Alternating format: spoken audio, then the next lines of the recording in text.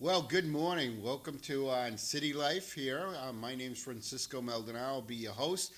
And I have City Councilor Sean McDonough. Hello. And famous I'll give you famous Hobby Hoey sitting next to me. And we're here to talk about a little whatever's happening out there.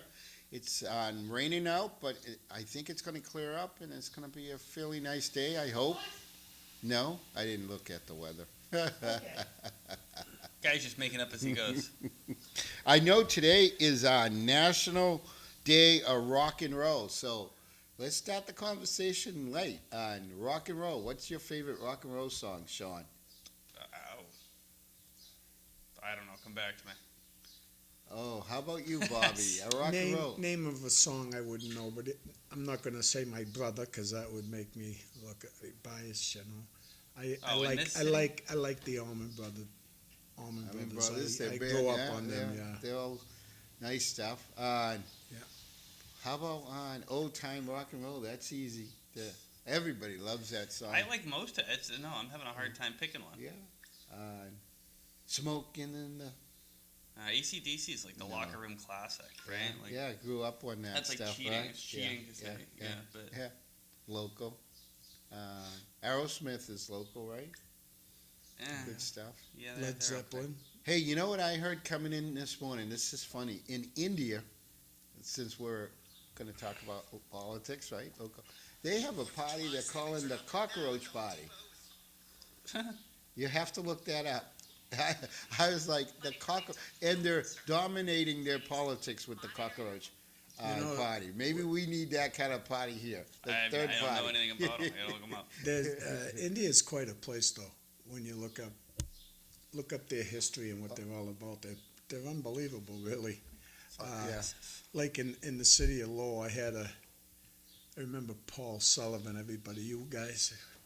Cisco might remember Paul Sullivan, but he passed away. He was a radio host on WLLH, another radio station we had in Lowell, Sean, which I thought was great. When you got two, you got competition. Yeah. It keeps everybody honest. Good. You need that. But I remember being on his show one time, and he says, this is the first time I come out to run for the school committee.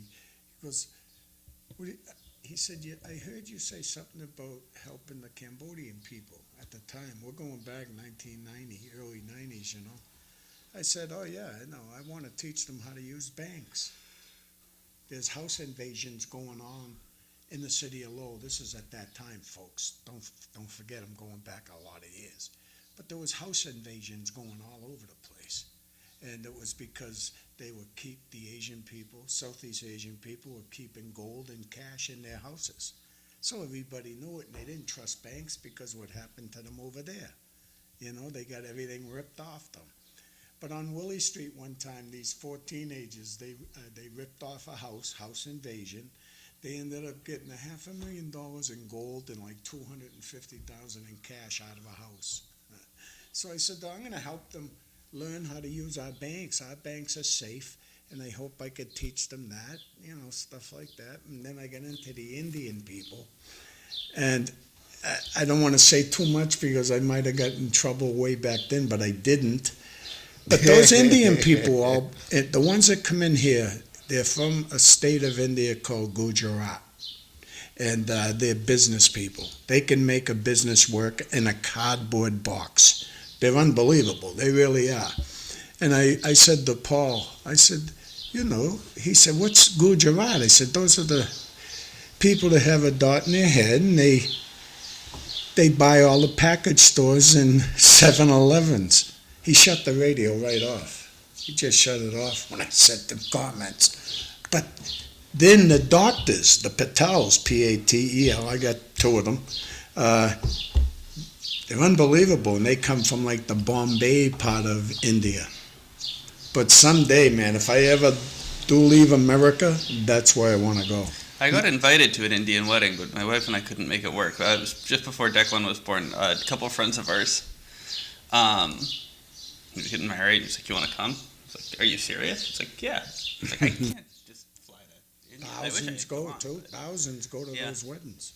I think just to Bob's point. Sorry, to Bob's point. I think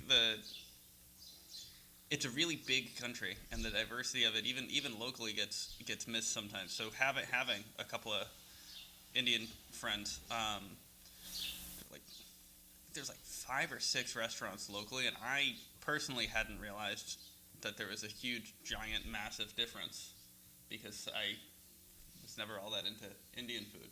They're like, oh, you can go to this one, you can get this region, and this is what this region eats, and it's if you like beans and lentils and this kind of sauce and that, if you want meat, you got to eat at this one, and if you want it's like, oh, okay, I had no idea. It's it's like the difference between going to Gloucester and going to I don't know.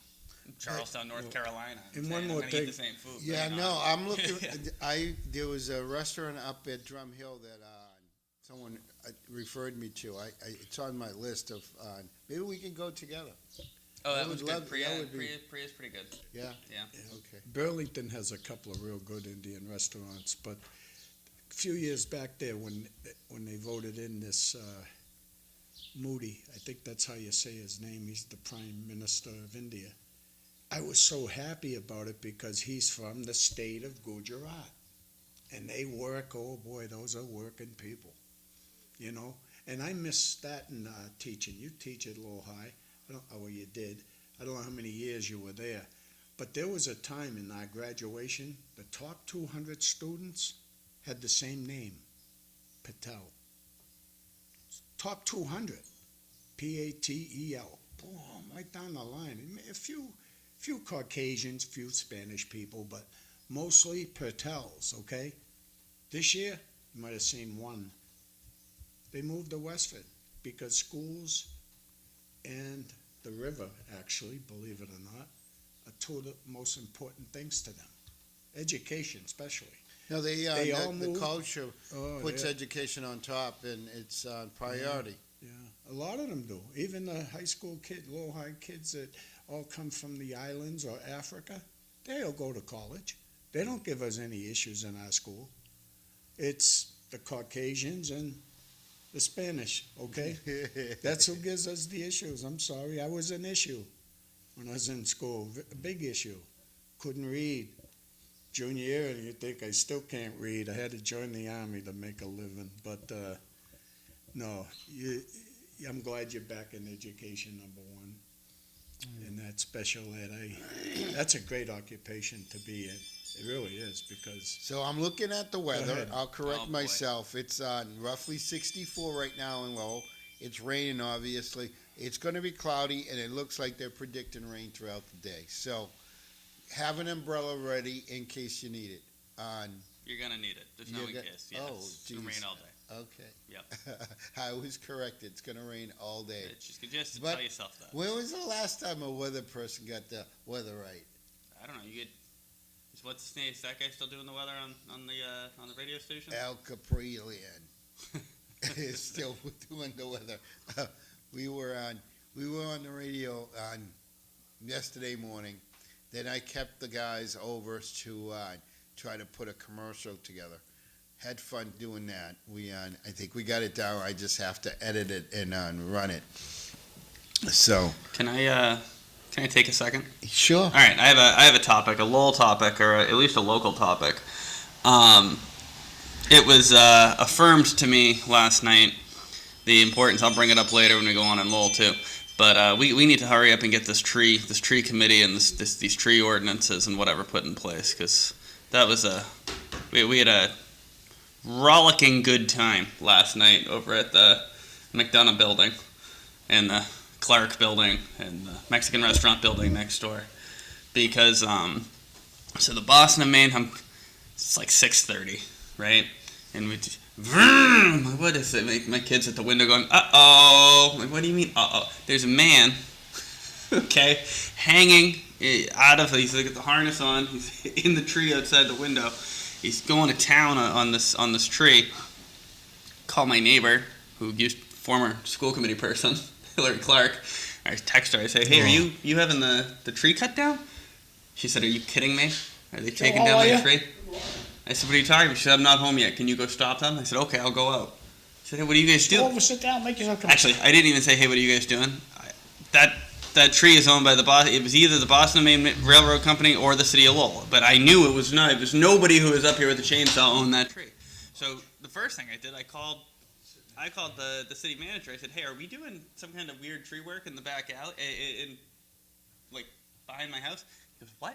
I go, there's a guy with a chainsaw going to town on a tree right outside my window. I called Hillary Clark. I thought it might be her tree. She's saying it's the city or the railroad's tree. He goes, hold on. Please come over. They're like, what are we doing here? The guys do not own the tree. No one knows who owns the tree. Now the tree is fallen. It fell on our air conditioner unit that sits in the alleyway. Oh, That's no all way. smashed up. Oh, it was a mess. And then by the end of it, it was like, all right, well, we got to finish taking the tree down because now you've butchered the thing. Yeah. But nobody knows who owns the tree. Well, I know we now know it was Boston and Maine's tree. But because there is no clear Ownership? there's no clear, what they do wrong. I mean, what they did wrong was they trespassed Boston and Maine to cut down Boston and Maine's tree, but Boston and Maine barely exists as a company anymore, so they're not going to call about it. But you just walk over, you say, I'm going to take down this tree on an abutting property, and once you start, you start. There's no real, in the police that said that too, there's no real way to stop it. There's no tree cutting permit that they miss. There's no nothing. Yeah. It's 6:30 at night. Why are you cutting down a tree? They're like, I don't know, cut down the tree. What was their issue for cutting the tree in the first place? I would be. They hated the tree. Yeah. One. Two. And their budding neighbors, is that how Right. it So goes? we wound up by the end of the night. We had Jesus, literally- that's why this they was had a until about helicopter 8:30. downtown? So what we wound up with two police officers. We want Hillary Clark, one of my neighbors, 3 guys cutting down the tree. The guy who owned the building who hired the people to cut down the tree that didn't belong to him. Oh, Right? boy. And like the police had said, it would have been purely civil, except that while they're cutting down the tree that they shouldn't have cut down, they dropped it on the woman's Yeah. commercial air thing, the first floor, Wow, floor unit's air conditioner, and broke that. I hope So they it have was- insurance. It was a whole thing. Yeah, there's a number of things that went wrong that could be fixed without the tree committee and the tree ordinance, but there is no clear kind of corrective action to be taken if someone just kind of erroneously takes down a tree. I only have 3 trees in my alley. So now I only have 2. They're not mine, but I like them.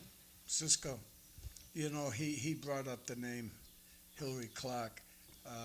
As much as that person that was bothering you cutting down a tree, when we had redistricting, when that happened, we lost Hoey Clark, and I'm telling you, she was an asset for the city of Lowell. Our school committee lost a great person when we lost her, by the way. I tried to get her to run a few times, but she don't want no part of it. Her daughter might be old enough, though. Come Oh, on. yeah, that would be I great. think never know. I do think just as a fun kind of only in Lowell could you do something so silly while cutting down this tree. Joe. Introduce Joe. Oh yeah. Oh, yeah, Mr. Joe Host. This is It's- TV, not radio. Joe Espinola just joined us. How you doing, Joe? Good morning. I'm Sorry, we were just so involved with the tree the cutting. tree is getting me. I'm sorry. And Sean was really taking a bite into the story. And I'm a tree hugger. I like trees. I like trees. Yeah, trees we are good. definitely can see that we're going to need more on trees and more on open space just to try to defend ourselves from the heat that's coming. And you That's don't just- see many builders who like trees. I'm a one for one guy. You take one down, you should put one up, just like the Christmas trees. They've been doing it for years, and it's been working. Joe, slide that mic a little closer to you. So I think one for one, but trees like that, there are committees in the cities and towns that there's supposed to be a way that the process is handled, and it sounds like, Sean, there was, but wasn't followed.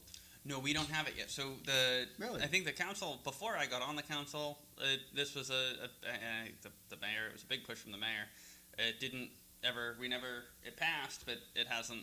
No further steps. We had a follow up at our last. I think it was our last meeting. There was a follow up. It was like, please hurry up.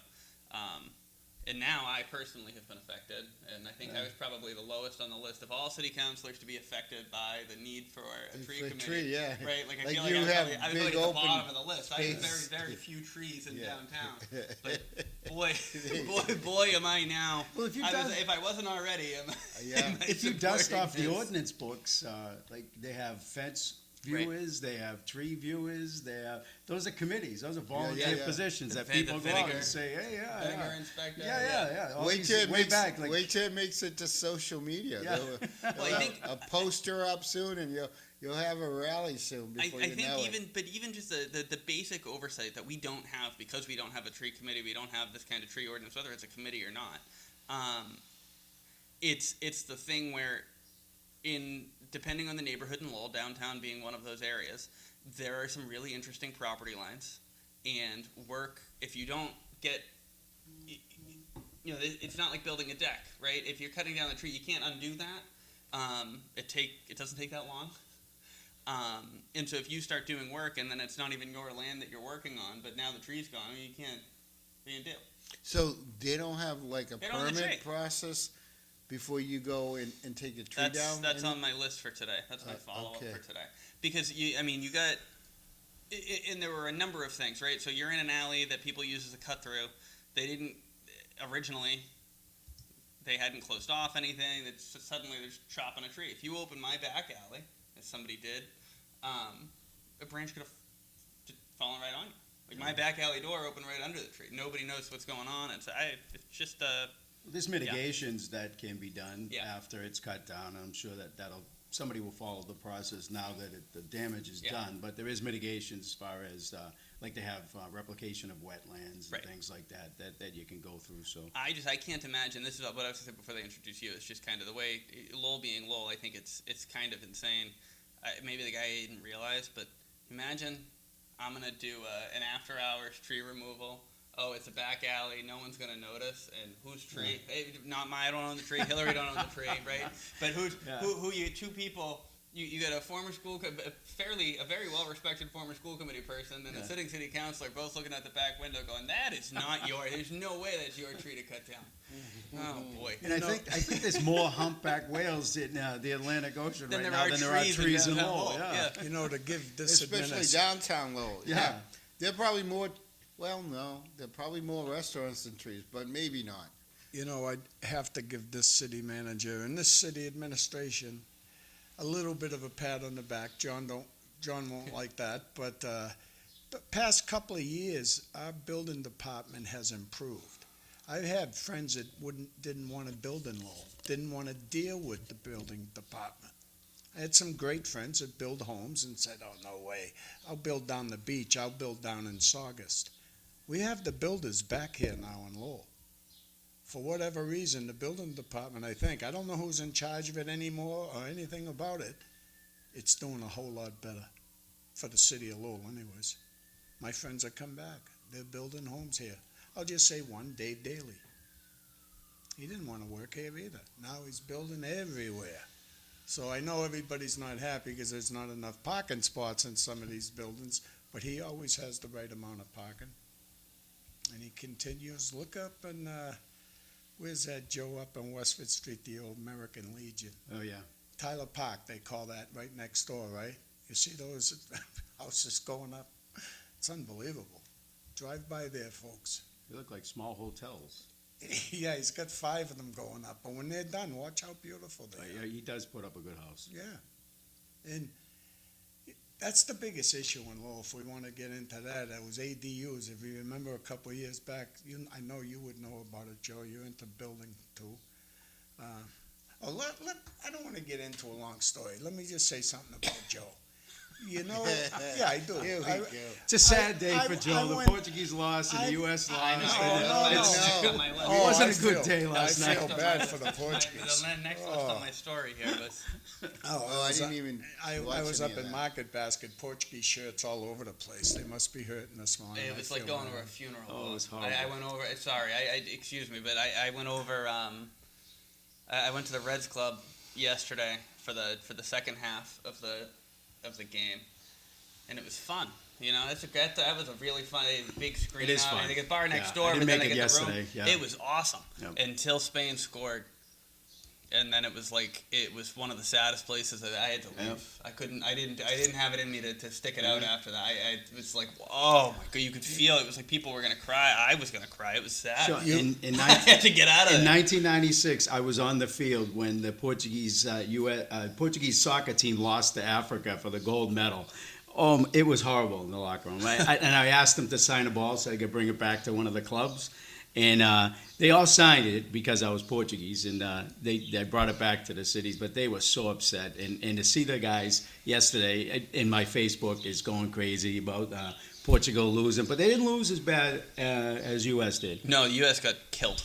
So I don't forget, okay, we're down at Seabrook doing the polar plunge. All right, you ever hear of the polar plunge?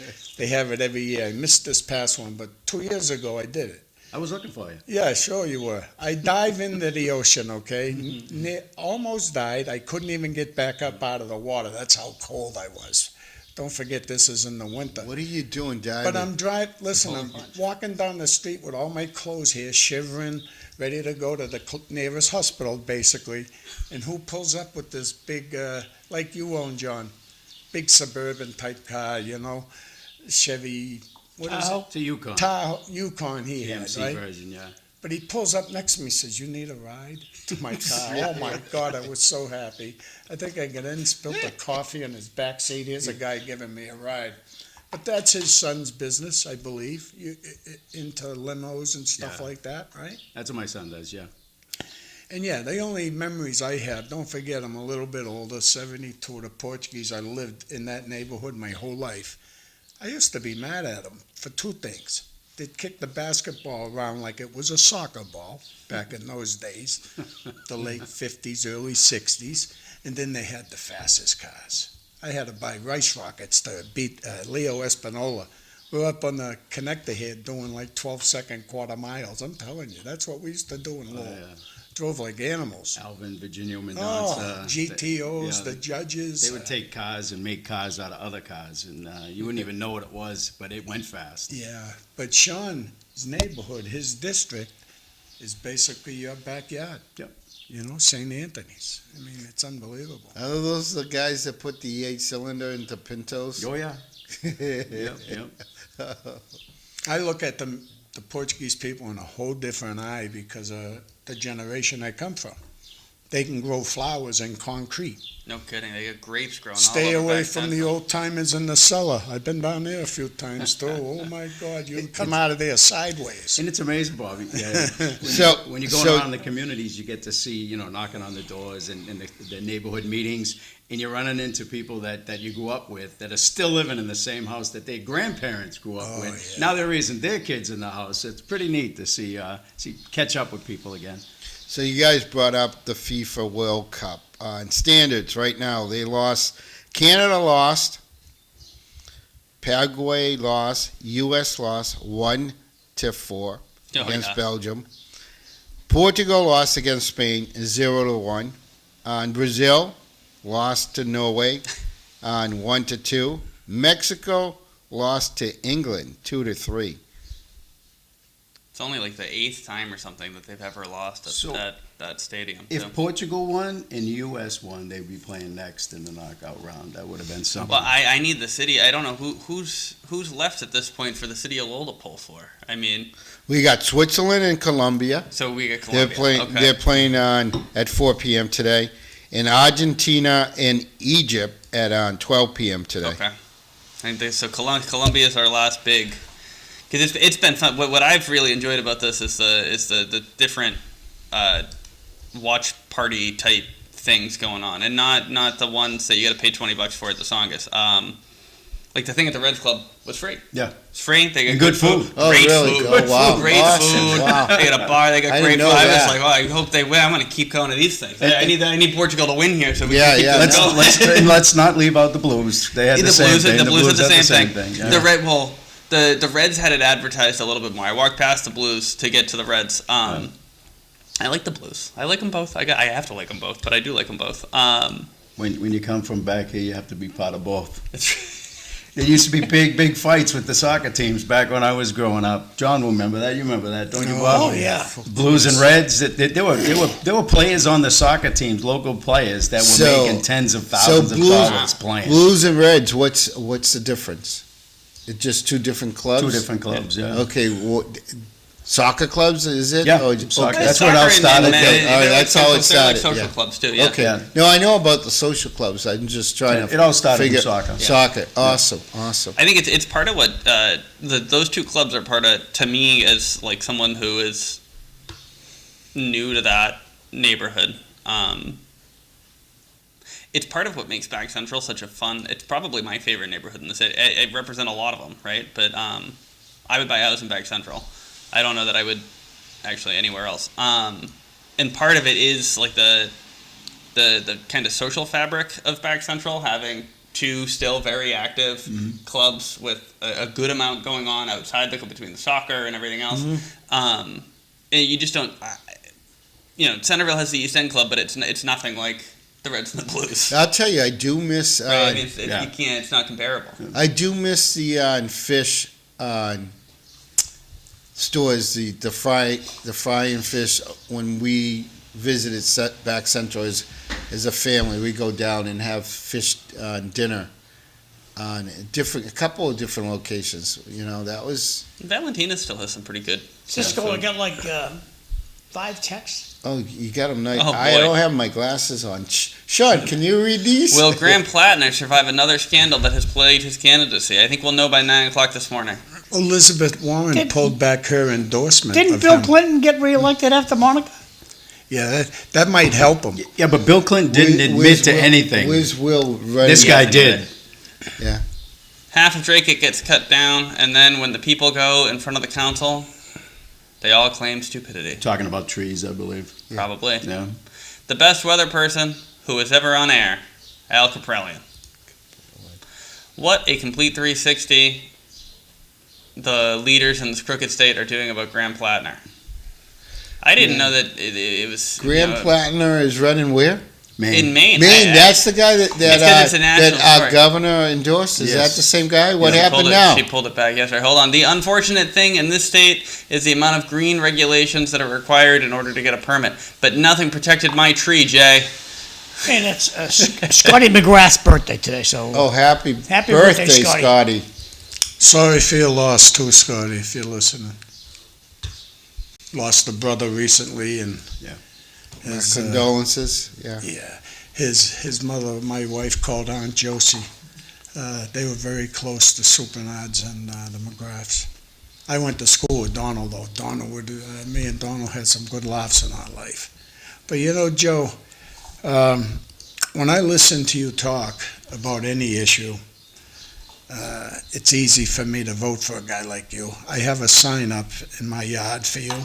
I live right behind a pole.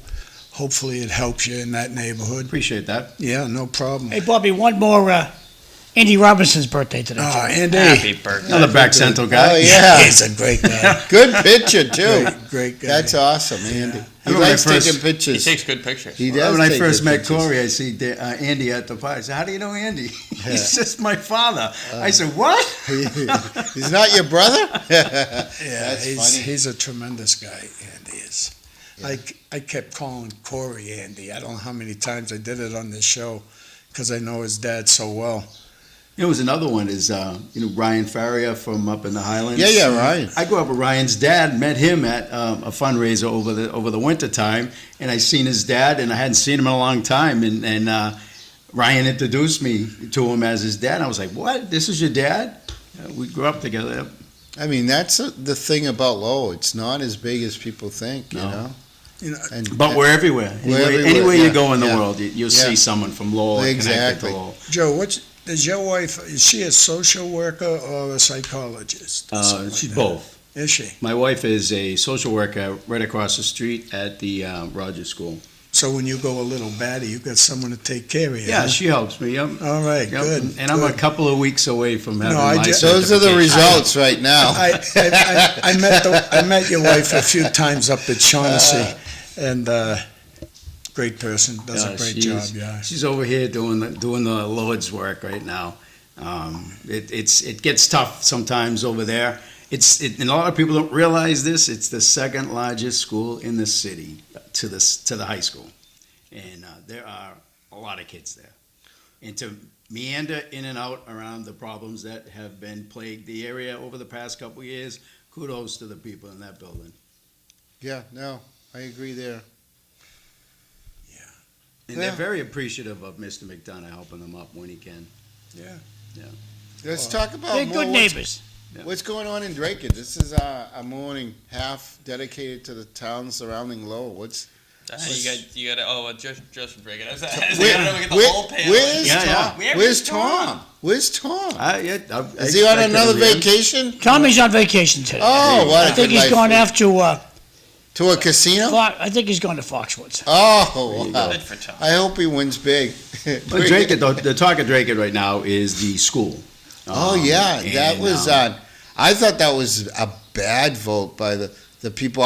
This is my opinion on that. He's I running think- for office. He shouldn't I- judge their vote. Yeah. No. I think maybe no. I'll judge their vote. I It's a bad vote. think people just thought it was going to be an easy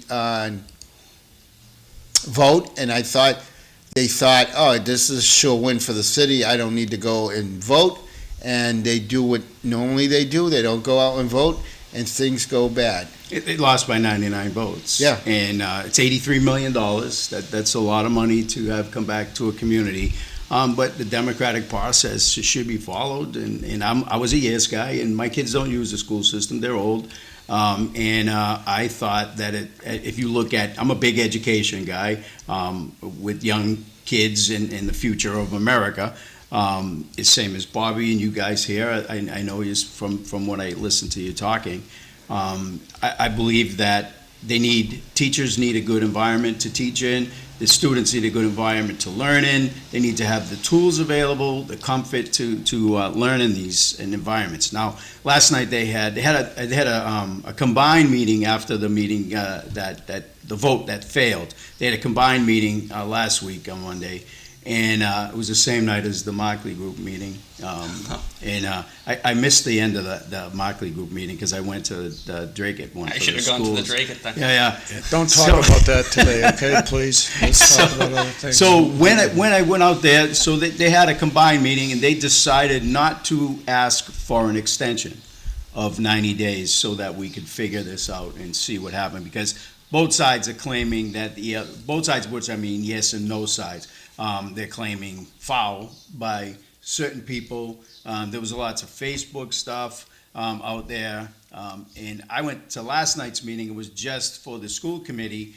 There was yes and no people there that spoke up. A lot of people. There was some elderly, a couple elderly people that spoke out about their taxes raising, and they're on a fixed income, and we have to be mindful of all that. And I proposed some sort of a like you work off your taxes or something like that. Maybe alleviate them from paying this taxes. There's lots of ways that you can do it, but it didn't seem like that there was enough collaboration put into it. Instead, it was a yes and no thing instead of how do we get this done. So we're here. We have a no vote. The combined school committee and the select board decided that they weren't going to have the town manager ask for an extension. Okay. 90 days to see if we could figure this out. Well, the school committee did some digging in their research in their own mind, on their own behalf, and last night they proposed to the crowd that was there that the school committee take a vote to ask the superintendent to ask the state for an extension, and that passed. Now, the extension is 90 days. To me, it doesn't really mean anything if it's a 90-day suspension of an extension of giving us some time to figure it out, because there are a lot of An extension based on the funding, is that what they're looking for? Yeah, so Okay. so the money's there. Okay. And it's being held in reserve. So Okay. there's $83 Which is a million, good thing. which they can Yeah. use somewhere else. Yeah. I'm sure there's a lot of people beating we the have a door high down school to like that. use it. Yeah, exactly, yeah, low high. So what's happening is they voted last night to ask the superintendent to put in a request to extend it for 90 days. Now, I talked to some, and it's out there, I'm a yes, I No, put it no, out there, I'm a that's yes fine. guy. But I spoke to some no people last night, I spoke to some yes people last night, and I didn't ask for this, but a lot of them told me they were gonna vote for me, based on yes and no, because it's a collaboration of, okay, how do we sit there? We still have a problem in Drake. Yeah, We have a problem with our schools, so how do we solve that problem? We have no money to fix the schools, we have no money to pay our share of a brand-new school, so we're gonna need money from somewhere, and we have to figure this out. But there's a big fight going on. Now, I was on the Volk School Committee when we did the ad rehab, and so I'm familiar with the MSBA and what you need and the rules and what needs to be done to follow the process. And I'm confused with some of the numbers that are out there. I'm confused with some of and mostly because every time I go to look at some information, it's a cartoon on Facebook with the AI, those cartoons of information. There's a couple of fights with personalities in town. I really wish that people could just get together and give some solid information out to the community so that they can make a valid decision based upon what it is. Having that said, the vote was no. Now we have to figure out what we're going to do to help these schools get to a place where we want to get. Now we have to remember this. We go to the state and we say our schools are deficient by this way, and you hand them all your deficiencies in the all schools. the evidence. So now the state has all the deficiencies in our schools. So the state is going to say, what are you going to do to fix these now that you've turned down the $83 million? And I think that is going to creep up on us. So we have to be careful and come up with a plan that we're going to be able to do something. Yeah. And I don't see any other way around that, but other than not a debt exclusion, an override, because we don't have any money. Yeah. You know, Right. people are talking receivership. I think everybody is overlooking the terrible MCAS scores that are put out in Drake. Yes, and it's not just Drake. It is It is actually Drake. statewide. It It is Drake. statewide. Yeah, but Drake Drake it- does no, have no, problems Joe. with this, Drake has terrible MCAS scores, and that's brought and up. Chelmsford does not. Yeah, but getting back to that vote that he was talking about, to me, now I think it's your property taxes going up. Drake, it's looking for $4 million, they're down. All kinds of things like that, money. It's all about money, there's no doubt about it. That's why I think that lost. Well, I think. It definitely is one of the Yeah. reasons. Yeah. All right. Are we still on Graham Plattner? We are. By the way, as someone who doesn't drink, and I really question again, because how can a fall down drunk sexually perform? So maybe you can ask another guest on your show who is much more experienced and knowledgeable in that area and can educate us all. I don't know if any of our panelists are educated in that area. If the town would have waited on the trash fee, that might have made a difference in the vote. There were some fireworks at the school committee meeting. Jay. Are the fish trucks still on Back Central selling their catch? No, Manny has passed away. No. Yeah. Oh, that's too Oh, much. boy. I can't see that. This is again with Graham Plattner. Okay. By her own admission, do I want to read this one? Okay.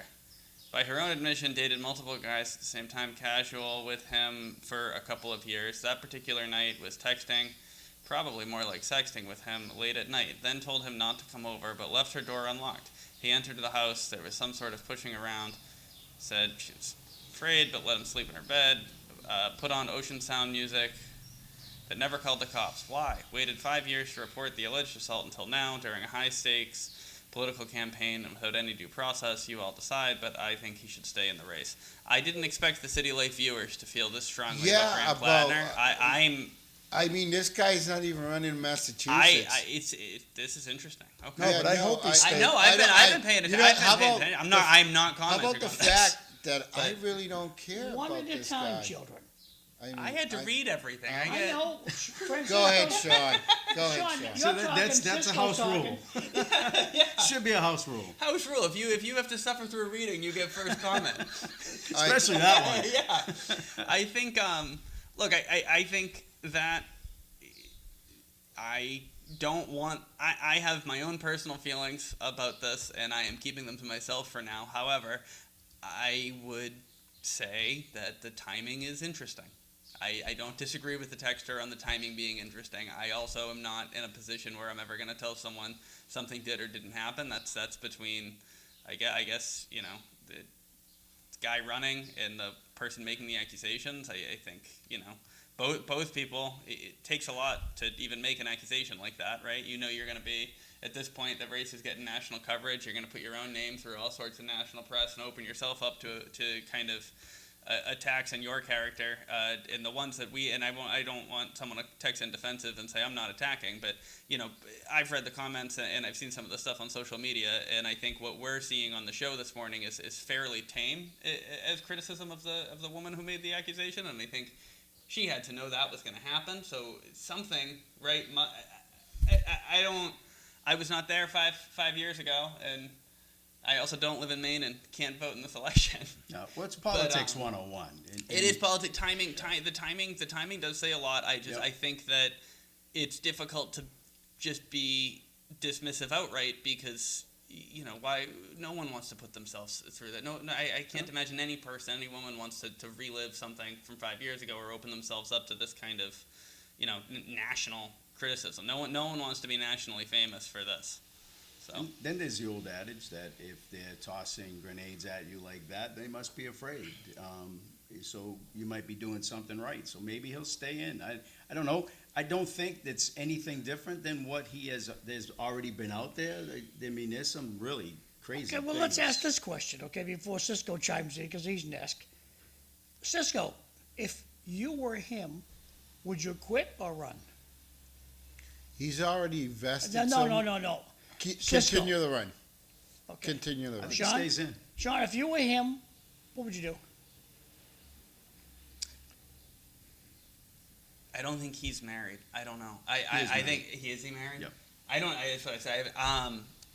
Personally, with this level of vitriol, I'm not sure. I would have a hard time putting my family through it. Okay, so we'll leave it at I don't know. Joe? And he's a Marine, and he has admitted to his PTSD and his challenges, something that's dear to me. And he has had admissions of impropriety relationships while he was married. He's working on that with his wife. This is according to him. I've heard these words come out of his mouth. So the golden question is, would you run or would you quit? Well, if I was him and I had all of this That's the stuff question. that it was, I would have thought about that first. So I don't think this should change his mind because he knew all these things were out there. So I don't think this is any worse than what has been So my out there in the takeaway is past. you would continue I would to run. stay in the race. Okay, Yeah. Bobby? No, I'd get out. Understood. Thank you for your time. And especially Back to- the back to Democratic Cisco. Party has nobody else in Well, in they the got race. to the Yeah. 17th, right, to come up with somebody? Yeah. Well, I think if he drops out, then Susan Collins is the next senator for Maine. Yeah. They can play this game of they can appoint someone all they want. We'll run this fight. Yeah, If he drops out, Susan Collins is the next. But she's senator. creeping up in some of the Yeah. polls right now too. So. Yeah, and I do think that this accusation is this accusation is worse than any of the other stuff, only because but because of the in the accusation with the came into the house and the forced and the Yeah. but that doesn't necessarily put any evidence in place. It's just it's It's credible accusation, maybe definitely a very difficult thing to do as a woman to come out and Exactly. say that. So that makes me pause. Hey, Joe, is there any debate coming up between you, Sam? I would not count on it. Okay. There were 2 or 3 scheduled last March, and not all 3 parties didn't show up for them, including one here, and one at CAP. So I would not hang my hat on a debate for the 3 of us. Okay. I've not heard of anything. I've heard people say they're going to try, so I've not heard anything yet. And most people are concentrating on the primary right now, so we'll see how that goes. The But Cowardly Lion's not going to show. I don't believe that. I'm not. Those are my words, not I'm yours. not expecting it. Yeah. Well, let me tell you something. I've watched a lot of campaigns. You're working very hard.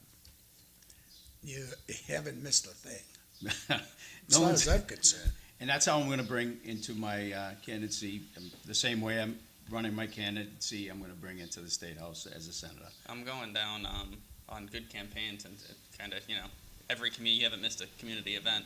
I think I'm going down to Springfield on the 11th. This guy running for Congress out there who against Dick Neal, Jeremy Whalen. He has somehow, I can't imagine doing it. That congressional district is huge. The guy has not missed a backyard barbecue in the first congressional district. Those are fun. In a year and a half. It's In a year and a half. it's a lot of work, so I appreciate the work that you guys put in as candidates, and I think there should be more candidates in every election. That's what I say. People say to me, "Why are you running?" And I said, "If there was more people like me, there'd be less people like you saying what you're saying to me." Exactly. Because It we keeps need more everybody people. honest. Exactly. She said when asked, how will she vote? And she said she will still vote Democrat. The only one in the Democratic Party happy about Plattner is Senator Schumer. He is vindicated. The school did it to itself. They let the other schools fall into disrepair and ignored the problems. Figure they would get a new school. Background photo this morning, that's the Drake and Senior Center, some of the gals over the Drake and Senior Center. Oh, nice. Back over to you guys. Taking my, I read the text privilege on the Drake at School thing to get away from the state of Maine for a second. The issue, I don't live in Drake. The issue is that there were $82 million from the MSBA that you could have had, and now you're not going to get. And so, or maybe you'll still get it if the superintendent, but if you don't build it now, you don't get that money. And it sounds like this work needs to be done, and it's going to be expensive whenever that work happens. And so I think that if both of those things are true, then the Drake taxpayer is going to wind up on the hook for far more money by saying no to the $82 million than they would be if they took it. Maybe it'll be in 3 years, maybe it'll be in 5 years, but it sounds to me like the safest bet was to take the money that was on the table because it might not be there. And all of the information right now is correct. What you just said is correct. What the texter said is correct. The yeses are correct. The nos are correct. My thing is, well, we have government officials to sit down in the room together, and they don't seem to get along with each other, and which is, and I always, my thing about when I'm on a board, if you're all agreeing on the same thing, you're not doing it right, because everybody should be bringing their honest opinions to the table to make sure that you get what is the best for the whole of the necessary project. So it'll be interesting to see what happens. We're definitely burrowing into a hole, and they are right. They probably did think that they were going to have some new schools, but they also, they might have let them some of the work pass without doing it because they were going to get a new school. You know, because why waste money if you think that you're gonna Right. you're Yes, gonna have I a new agree. school? Yeah, Like, why yeah. put new windows in a house that you're gonna tear Yeah, down? yeah, Right. no, So understood. so you have those things. Now with the new school, it's green. They had geothermal. It looked really nice. There were 5 lanes going into it. There's a lot of things that can be peeled off.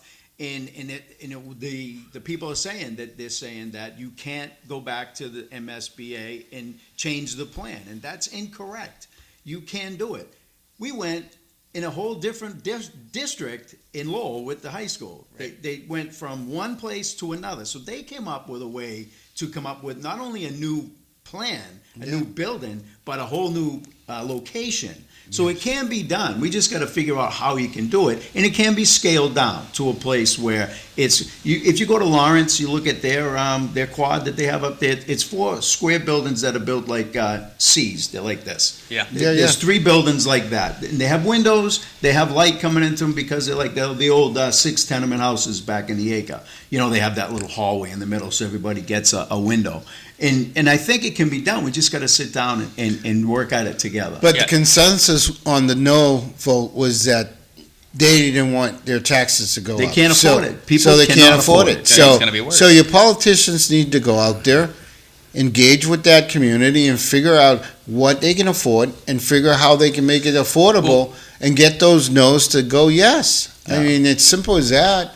I have reading to do before I read it. I was just gonna say that I think it's been a while since Lowell had a referendum, but I think that municipalities, sounds like Drake it, especially in this case, you know, when we vote on a statewide ballot question, you get from the state, you get the ballot, the question summary, and it's allegedly neutral, or it's a lot closer to neutral than the paid mailers. Yeah. It doesn't sound like that kind of information. Like it sounds to me like to get information in Drake on what this vote was, you had to go to one of the 2 camps and find out. There was no, here's the town's just kind of neutral summary of position A says, position B says, here's what we can all agree are the facts. Okay, now you want to take your bias information, take it, but at least we'll give you this one summary. And both position. sides agree with you, and then it wasn't on the town's website, but it was on the school's website. So, and then it was disappearing, and it was coming back up differently. It was confusion. It was very. Joe, what they constantly skip is, where are you going to get a better education? St. Michael's School or Drake School System? Where are you going to get a better education? And that seems to be the call out in Drake right now. Okay, they've got to Unfortunately. bump up their MCAS scores before they go anyplace. All Sean, right. you want to take over? Here please? we go. I just started watching soccer the other day. I know more about soccer than I do this Graham Plattner guy. Same, Bart. Maine is a nothing state. Disagree, Bart.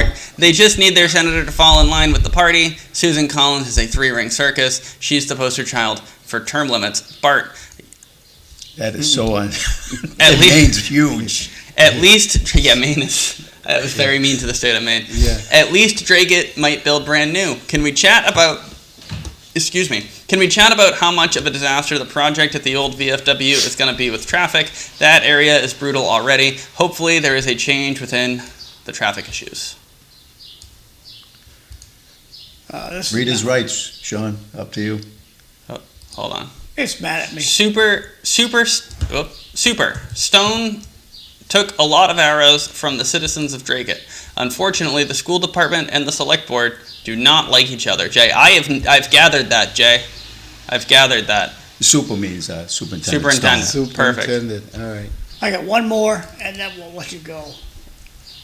Yeah, reading the whole thing is obvious now, but I'm going to start reading it. It's like, see, sometimes people text interesting things in. Yeah, well, I know. The Lowell High School fiasco was an inside joke. Oh, God. Look, I read the one about Graham Plattner sexting. I can read about this. The Lowell High School fiasco was an inside job with Eileen Donahue and Deb Goldberg delaying the original decision to build at Colley, setting up Ed Kennedy, the Lowell mayor at the time, to sue his own city. Almost every MSBA guideline was bypassed, Back to you guys. but he won. But it still happened. I So- think I So if there's a possibility and you want to work that route, you can do that. agree or disagree with the high school decision, and you know what? It doesn't matter. It happened.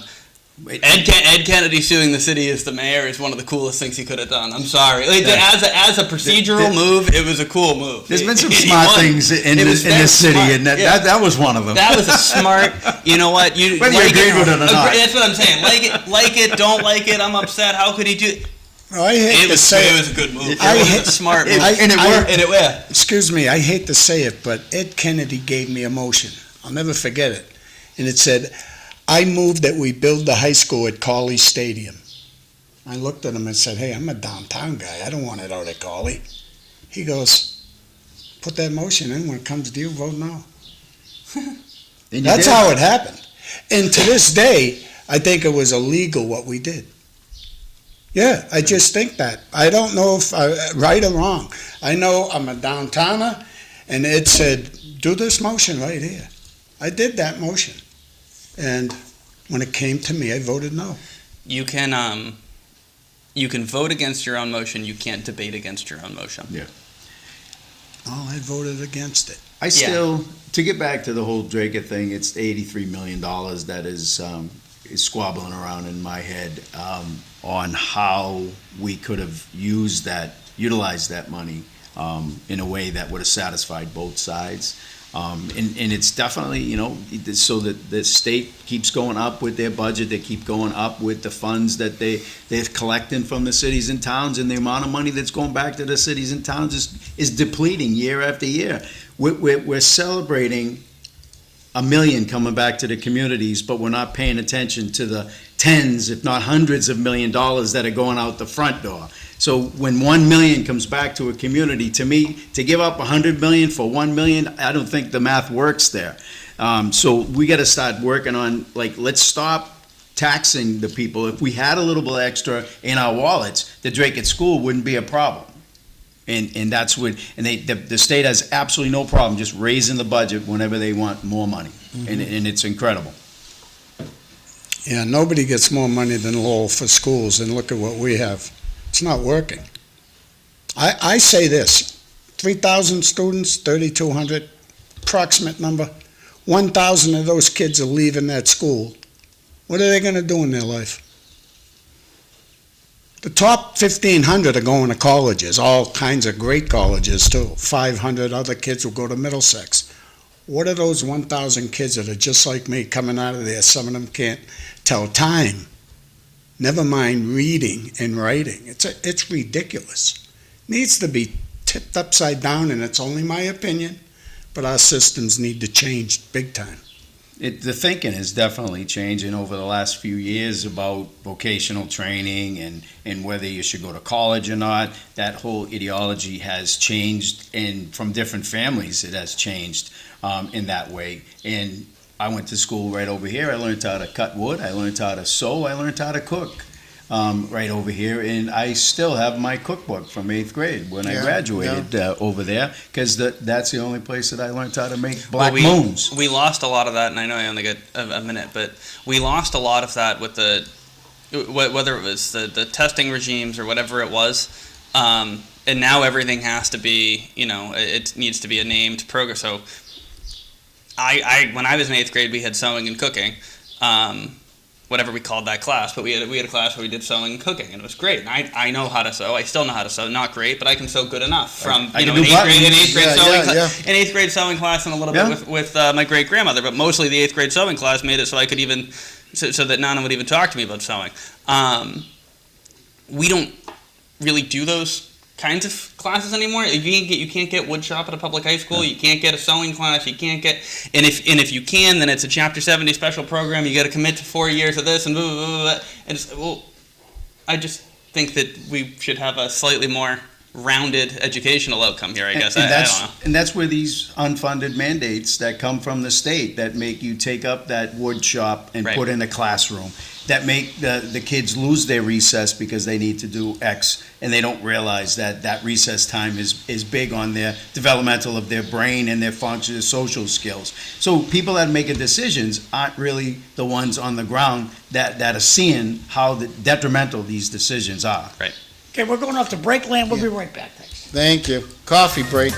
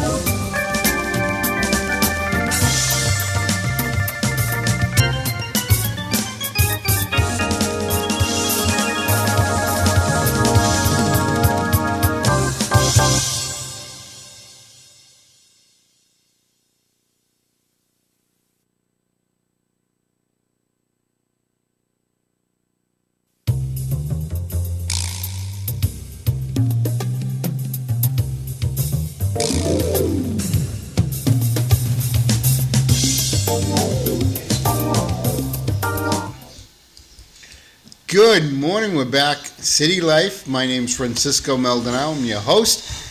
I got City Councilor, Lowell City Councilor Sean McDonough next to me. I got Joe Espinola, and I have Bobby Hoey on. We're just Don't talking stop. about Bobby's. I'll be the host soon. Bobby, you'll be well. You have 3 spots before you're over here. You notice they keep us distance away from each other here. It's like a blackjack table. We- You guys yeah. got the corners. So we're gonna bring up the hours at City Hall. What's going on at City Hall? We don't As know. far as hours? We just said we don't know. I just said don't bring it up. Don't you pay attention? I don't think he does. So we get nothing to talk Don't you about. pay attention? So All right, so we'll get back to that. We're No, gonna we won't. We're gonna discuss. What, do they change the hours? Let's discuss the Merrimack River. You can go swimming in the cleanest river now. They said after dumping hundreds and thousands of poop in the river, it's clean now. What do you Look, think? I- Are you going to swim in the Merrimack River, Sean? I don't want to say I was happy, but I won't pretend that I was sad. I'm very upset at all the poop in the water. It was nice that another community on the Merrimack finally got some time in the spotlight for pooping in the water, because I feel like Lowell's been at the center of this story about CSO overflows and Yes, pooping in yes. the Merrimack River. So it's not just Lowell. Actually, a lot of communities along the Merrimack River poop in the water, Haverhill being one of them. Growing up in Methuen, I don't like Haverhill. I like Haverhill. Haverhill's a great city. Don't get me wrong. I almost lived there. But Anybody I grew up know in Methuen. Haverhill? We don't like Haverhill. this is Hey, Dave Willett. from the This was funny. He's down the beach. Yeah, you just went swimming in the Merrimack. Yeah, I would- I've seen that. Are you this going to is- play this? This is what happens to you when you win $1 million. I love the toilet He hit paper. the lottery. Dave. Yeah, for I $1 know. He million. did hit the lottery. Something on Shark Week He's too. living. He's living his No, best he's years. always been a funny guy. This Oh, is the good, best good years picture. in. nice in job, Plum Dave. Island. God bless you. I did see the some of the North Shore clam, the clam Commercials. people. I'm blanking on the clammers? word. The clammers, the clam. Clam- Yeah, Clam diggers. the clam diggers. Thank you. They had their industry group had a statement out. I didn't read through the article this morning. I saw the headline about them being they're all kinds of worked up. I think rightly so about the amount of sewage that is now ruining their clams. It's a big problem, and it's a big problem, and it was a big problem before it was a headline story. I think we have communities like Lowell that have been doing, decades of relatively slow leak of poop into the Merrimack, and then you have what happened in Haverhill, where we took a couple decades worth of poop that could have gone in the water and put it all there at once. It's a really big problem. There is no money available. There's very little money available to pay for the mediation work, and I think that what you see is why state and federal regulation and funding is important, because the poop that goes in the Merrimack River in Lowell or in Haverhill or in wherever, it almost doesn't affect us at all. Right, it goes down the river. That's why people started doing it. That's the whole reason historically that people were fine putting their sewer in the river, is because they get their drinking water 100 feet that way, and they put the poop in 100 feet that way. So deal with it downstream. Yes. Yeah. Obviously that's wrong. We know that's wrong. Lowell is in the middle of a hundreds of millions of dollars project to fix it. But you hit, laughter aside, you hit some topics there, and Joe could probably come in with this. How are we going to improve infrastructure in towns and communities that don't get much funding from let's say the federal government? How can the state and how can these communities start getting more serious about infrastructure? Because obviously it is becoming dangerous. I mean, look at, this could have hurt young kids that were swimming in the river. No. Well, the first off is every bill that comes out of the State House, it tugs at your heartstrings with education, infrastructure, the elderly, mental health. They put out a new, like the pot, the millionaire's tax, with that they were gonna add extra money to education, infrastructure. Look at any single bill that come over, $500 million infrastructure. How much money have they spent on the MBTA? And it still is not up to par. And it's admitted by the people who are elected that is at a subpar system, that we are making cities and towns like Drake conform to the MBTA with a subpar system. Fix that first. So when we have money that is supposed to be allocated for infrastructure, we should not be having power outages. We should not be having structural differences, like gas main explosions and all of those things, because the money should be going where it's supposed to go. Yeah. And then you have Chapter 90 money that goes to the cities and towns, which you know about, which is supposed to do infrastructure. You have tolls that are supposed to do infrastructure. You have so much money that is set aside for infrastructure. And what I said about the millionaire's tax when I was on the radio, and I said, I'm all for that millionaire's tax if it's going to go where they say it's going to go. 50% to the education, 50% to infrastructure, right? The first year, they've already started to move those dials. So we can't do this. We can't let it go to the general fund. We have to make sure that our legislative leaders are responsible for what we are sold when we vote for something. We voted for that millionaire's tax. We said it was going to go to education. It could go to Lowell, could go to Drake, it could go to wherever it is. It's supposed to be there, but they don't dedicate that money to that systems. When I'm going around to the other districts, right, the number one increase is the school. And the number one budget line item in that school is English language learners, because of all the immigration that we've had. Now, this has not become, it's not a I'm against or for immigration. It's long gone past that. It's a where's the money coming from? You know, we have a number like 500,000 in Massachusetts, right?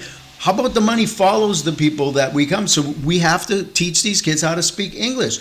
You can't do it if you don't give us any money. You got small communities out there like Pepperell that their English language learning budget has gone up $1 million. That's a lot of money for a small community. So the state's got to like walk the walk and help us out here and stop spending money foolishly. Hey, Sean? All right, I got a bookmark. I thought the lottery and the pod shops were going to help out with the schools and communities. Isn't that what they told us, Jay? I think Joe addressed that. Mr. Espinola started the food talk. What's the best side dish with a turkey dinner? What's cleaner, the Merrimack or Long Pond? Not just poop. Nowadays, everyone spreads chemicals on their lawn and have sprinkler systems. Thanks, Sean. Turkey dinner, anyone? Yeah, I'll go with that. Side dishes, I'd say mashed potatoes, stuffing, carrots, and cranberry. Yeah. That would be what I'd have on the side. And go to good times. Yeah. Go to good times. The other side of my heritage is my Irish side, and all of that is just boiled. But the one thing that I like that my grandmother used to make is green bean casserole. Oh, yeah. And my wife is like, green bean casserole? What, are you kidding me? So I get it once a year, Thanksgiving. I think I'm the only one that eats it, but boy, do I eat it. I am the only one, yep. And the little boiled pearl onions. Oh, yeah. I don't know. Yeah, Yep, that yep. was a... Pearl onions. Wow. Pearl I'm the only one Yeah, left. So really? my uncle, my great uncle or something was a big pearl onion guy. So they were always on the table. He died when I was probably 6. But I won't let my parents stop putting the pearl onions in. Cisco, I eat them all. that's You would die in an Irish household. You would. The Yeah. food is just. When my grandmother moved from. So my grandmother and grandfather lived across the street from Highland Variety, where the condos are, the carriage Yeah, house. yeah. So they lived in there. We got a bunch of pictures when they lived in that old house. Well, when the neighbor of my dad, we had a 2-family over here in Back Central. Mm-hmm. He moved out, and my grandparents moved in, and my brother and I were so happy because my grandmother brought spices with her to put in the food to have some flavor. Oh, so no, we no, were, yeah, we you were gotta like have- ecstatic. Yeah, Go ahead. I'd be real thin in an Irish house. Well, no, there's not a lot of seasoning, but there's a lot of butter. So you finish Well, eating it, yeah. it's all fat. But It's isn't all- but don't they say butter's healthy now? Oh, yeah. You know? Yeah, just on something Joe and the texter had said, I think, actually, I think it might have been the city manager that said this to me the first time, but it's a very good idea. At a minimum, something like the MSBA for school buildings, for some of the municipal work, to open up a small stream of dedicated money and a separate loan area. So not just so sewer work obviously is what's in the news right now, but if you need a new municipal building in your city or town, you better hope it's a school, because there's a funding stream for. If you need a new police station, a new fire station, a new water treatment facility, a new set of sewer pipes to stop pooping in the Merrimack, the state doesn't have any sort of, there's no one you can go to for a finance mechanism separate from kind of an all-purpose. Getting in line. Yeah, and you can get in line arguing. you can do a capital plan, and you can borrow it all, but there's no, we recognize that critical infrastructure spending is really expensive and also important for public health and public safety. This isn't filling a pothole. This is your sewer. This is your police or your fire. Right. So, it is as important as your school that we don't have. When you talk schools, right? Lowell has about 29 schools. They haven't maintained a school in 80 years. They just don't do it. They don't even put new air filters in a air conditioning unit that's on top of the roof. If I go back 30 years when the newest school would be the Maury School on Pine Street, 30 years ago, walked into that school, 3 boilers are downstairs, 2 of them oil all around them broken. Roofs are leaking. 10-year-old school, because we take the lowest bidder constantly. And that's not right. And that's why all these schools in every town, if you don't maintain your schools, you're done. But let me just say this about schooling. And Joe, when you said the millionaire's tax, you're right on the money, because it was supposed to be 50-50 and it wasn't. They sent more down to the train stations in Boston. That's where that money went. But why is Chelmsford so good and Westford so good? They're small towns. Parents. It's the parents? Maybe That's grandparents my too? takeaway. Educated parents understand how important education is. I think Drake is also in an unfortunate position of being in the middle. In the middle is a hard place to be. So the school district I'm going to, the two best kinds of school districts to work in, are places like Lowell and places like Westford or Chelmsford or Andover, where you don't really want to work is your Drakeids, your Methuens, even your Haverhills, because they find themselves in this spot where they don't get the kind of state money that Lowell gets, and so they are reliant more on their local tax base. Especially Drakeid is very reliant on they're very, very reliant on their local tax base for their school funding, but they're not Chelmsford, Westford, Andover, North Andover, where they don't have that level of wealth inside the community, where Andover doesn't care.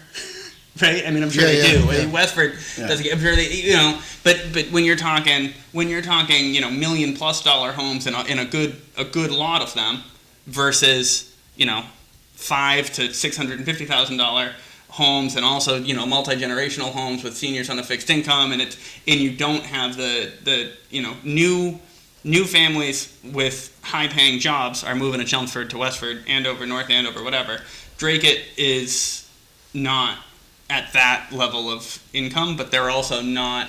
Yeah, we're stuck in the middle. You're stuck in the middle, and it's what when people talk about, the need to revisit the Chapter 70 formula. I think Drake, for where it's located, is a rural community. Despite being an MBTA community, it's a rural community, and I think rural communities get shafted by the Chapter 70 formula. Yeah, so we are expected to perform when there's things like MBTA, but we're not expected to perform when it's things like education, where if we should be in the same bucket. If we got to do the MBTA, you change our funding for the schooling. We have the funding problem with Chapter 70. We have that.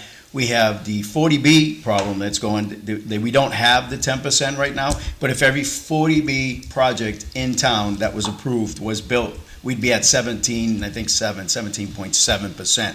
What do we do with all those kids? Where do we put them? Right. How do we school them? There's some inequities there. Now, Sean, going back to your point with the money that you can put aside for a pool, right?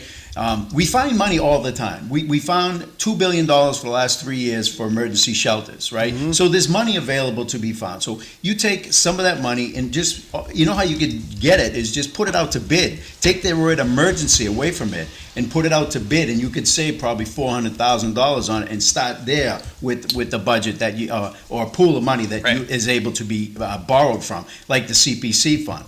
So you have the CPC fund, you have the Chapter 70 money, you have all of these funds, MSBA, right? They all started out to get us to vote, we're gonna give you one for one. When you spend $1 million, we're gonna give you $1 million.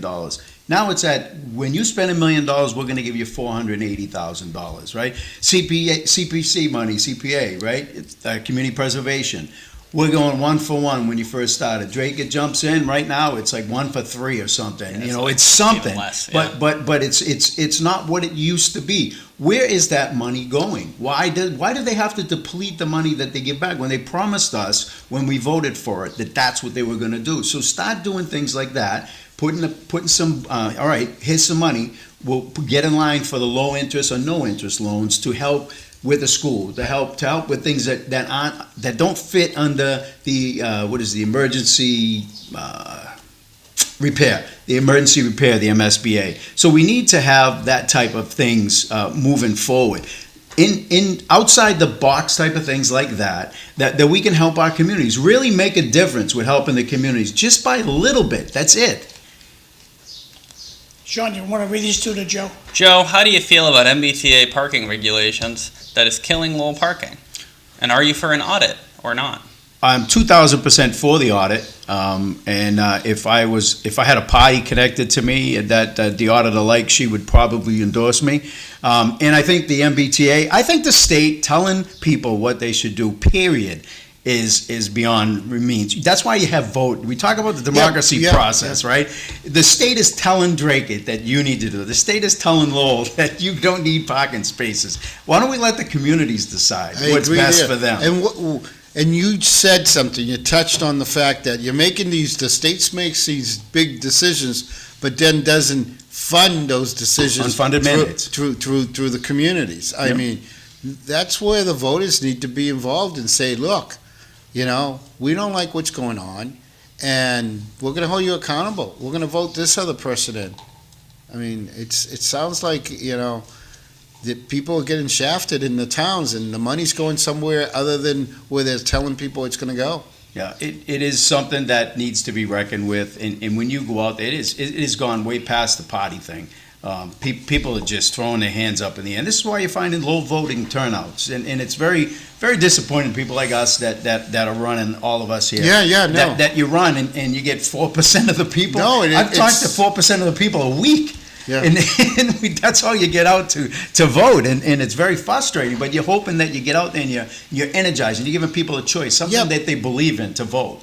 But I think the biggest problem is those that say, "Oh, I'm going to go out and vote, and I like you, I like your platform, and I support what you're doing," and they don't go out and vote. Yeah. You really have to vote, and this idea that your vote does not count, just crazy. Look at Drake. They could have had a new school if they could get 100 people more to vote for it. 99 was the difference between the yes and no. 100 people. You see what happens in Lowell, Cisco, especially about schools. We had a superintendent, Kafawi, out of Chelmsford, that spoke about the maintenance of effort. Gone. He got fired quick as soon as he opened his mouth. Next, and I could never figure this out, Jay Lang. I came in right after Jay Lang left. Homegrown? What did we get rid of Jay Lang? Jay's a great guy. I just wonder why. I always wondered why. And look at their money. school system. You talk about money and budgets. Jay Lang's the best when Just it comes to remind everyone who Jay is and where he works now. schools. Oh yeah, he's superintendent of schools in Chelmsford. Okay. And there's things Chelmsford does, like they separate the 5th and the 6th from the 7th and 8th. Something I love. Bring that up. You know what they'll say? Can't do that in Lowell.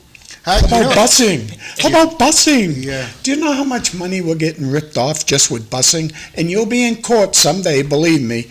I won't say the company's names, but they're bad. Bad people to deal with. And how's this? This is what I feel. Across the whole country, think of how many bus companies there are. Just in the state of Massachusetts, think of it. Right? How many towns and cities use buses? Across the country, believe me, it ain't the mafia in charge of buses. I heard it's the Hells Angels. How's that? That run the busing companies. A lot of money in busing. And we're getting beat to death with it. Oh, someday. And Sean, don't talk about the maintenance of effort. I know you have. I know you have. Don't talk about it. Don't want to get rid of you. Look, put it on the list. I got a want. I got a clipboard at this point. They already got cutouts. So I think on the busing thing, I want to say one quick thing is, the superintendent, I think it was at a neighborhood meeting, had said this, and I think it is the most interesting. It's the wrong word, but I'm blanking on the right one to use. Is that the busing program was put in place because Lowell we had segregated, we had de facto segregated schools. We were mistreating and underfunding schools in certain neighborhoods, and that seems to have been borne out by the lawsuit in '89 and by the city settlement that what we were doing was wrong in 1989. It's 2026. But now, through the English language, particularly through English language learning, in the school selection process, what we've created, and this was the superintendent at a neighborhood meeting, and if I'm misquoting, I hope someone can fix it for me. But basically, what has happened is that nobody who lives in the city at the time of the pick what school you want to go to is picking the Robinson School, which means the Robinson School sits and looks like it's not full, which means the Robinson School is now the #1 school that everyone gets sent to if they move to the city, or if their parents didn't fill out the form, or if they move in October, right? Which means the Robinson School winds up with the highest concentration of English language learning students. It winds up with the highest number. It winds up with one of the lowest MCAS scores. It winds up with the highest teacher turnover rate in the district. And the response to that is, there already weren't really any people picking the Robinson School. Now even less people are picking the Robinson School, which means even more people that move to the who move into the city are getting bused over to the Robinson School. And so it's not a neighborhood that's being underserved, but what it sounds like we've done is we've kind of created that problem that the busing was supposed to address, or we're on the way to creating a problem very similar to the problem that the busing program was supposed to address at the Robinson School. My understanding, many school committee meetings ago now, though, is that the superintendent is working on it. The school committee knows that it's a problem. They're apparently they are working to try and figure out how to address it and what the kind of changes need to be made in order to have a more equitable school placement system. But yeah, I think that's a piece that I don't hear people talk about very often. What they need to All do. that good stuff said, I gotta do these announcements. Okay. And so, if you leave your mic on, the audience will hear what you're saying. And we'll go right back to Bob Hoey in a minute. Okay, today's the 7th. If you like pulled pork, today is your day. Over at the Lowell Senior Center for $2, you're gonna get a pulled pork lunch. If you don't have the $2, well, we'll feed you for free. The only rule we have is you gotta be 60 years or older. The activities going on at Lowell Senior Center this month are on the screen right now. They're going to Rockport today. Old Orchard Beach, they're going on the Thursday. Next Tuesday, they're going to the Tall Ships down in Boston. The King Tut exhibit in Boston's next week, too. They're going to Hampton Beach in 2 weeks and Ogunquit in 2 weeks. So that's their activities there. The Lowell Firefighters Club is having a benefit to help out Nick Spinelli. I know I'm saying his name wrong. Saturday, July 11th at 9 o'clock. You can show up there at the Firefighters Club on Fletcher Street. And the kickstands go up at 11. It's $25 per bike if you have some and $15 a passenger. If you have a question, call Bill DeRocha, and his phone number is right up there. So if you have a question about it, call Bill. Buses are free until September 30th. Our good friend Keith Rudy just sent this morning about boxing. Boston Boxing Promotions is having a Bill Ricca Brawl, July 24th at the Billerica Elks Lodge, 14 Webb Brook Road in Billerica. Tough kids. So that'll be quite the extravaganza. And more of the boxing card that's happening on July 7th is Tahiti and Moline to headline Billerica boxing card. So thank you, Keith, for sending that out to us. We'll put it out there for the rest of the week. Back to you guys. So I'm going to change the subject if you don't mind. I know under the executive branch of government at the state level, there's about 5,000 prison guards that fall right underneath that. And they live all over the state, but the ones that live in Pepperell and Dunstable and Lowell, I hope they get out and vote for the guy next to me, Joe Espinola. And Joe, you were a policeman too, right? I was a police officer, 15 years. Did you ever have to work for Cisco? No. We worked alongside each other a long time. Okay. That would have been fun. You talk about the correction officers, Bob. Back when Rocky and Lyman Rourke and Kenny Ryan, Sully, all those guys, when we were in charge of the unions back then, AFSCME union, and we were the ones who started Makufu. Back then, right from Lowell, signing cards, getting people to sign cards. So I have some calls in. I'm hoping that people don't forget me. So we'll see how that works out. But correction officers, I got to tell you, that was some very interesting times of my life, 4.5 years. And I can honestly say that those people have not forgot me. I get invited to Christmas parties every single year. And they're some of the best people that walk this earth. Yeah, good. And you are one of them, Bob. I hope they get out and vote for you. I do too. I'm an unenrolled voter. I'm not a Democrat. I'm not a Republican. I think both sides are terrible, to be honest with you. I'm just in the middle thinking, who can I get as the best candidate possible? Now, you know, I've said it a few times on the show. I'm not going to lie to you. You're an independent, and I worry about you. That's all. I wouldn't have a sign in my yard if I didn't think you were the right person for the job. No, I'm serious. Oh, I'm trying to get out there and show people that. Is there only 3 of yous? There's 3 of us, yeah. That's it. Yeah. 3, right? Yeah. Well, People should You just never go know. out and vote for the right person for the right job. And like I've always said, be selfish with your vote and vote for the person that's going to get you the most. I mean, and obviously the one thing that we really have to do better is educating ourselves about our politicians and not trust everything you see on social media, and go out there and do some in-depth research on. You can't even trust the media on TV or on the radio. You have to go out there and be a wise consumer of what you're buying, you know? There's been a lot of people that have talked to me and after have made comments about, I'm glad I had a chance to have a conversation with you, whether they agreed with me or not. They thought that there was some part of me that they agreed with, and that's the part of getting out there, knocking on doors, going to the community events to let people know, get my message out there to let them know that, you know, I'm not all right, I'm not all left, I'm just somewhere in the middle. I'm one of you, because 75% of the district is unenrolled.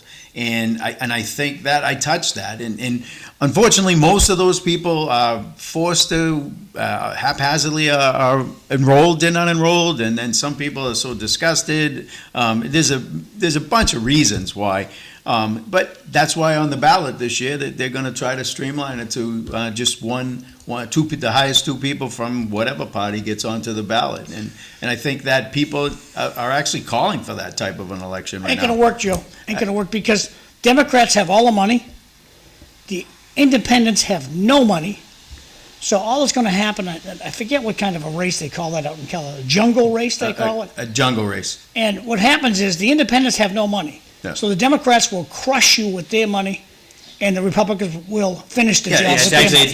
it's easier for an unenrolled candidate to get on the general election ballot now than it will be Right. if Unenrolled can just forget it. With this Yeah. jungle voting, unenrolled can just. And there's still going to be unenrolled Democratic party, and Republican influences on the race. There's don't no know. doubt about that. you never know.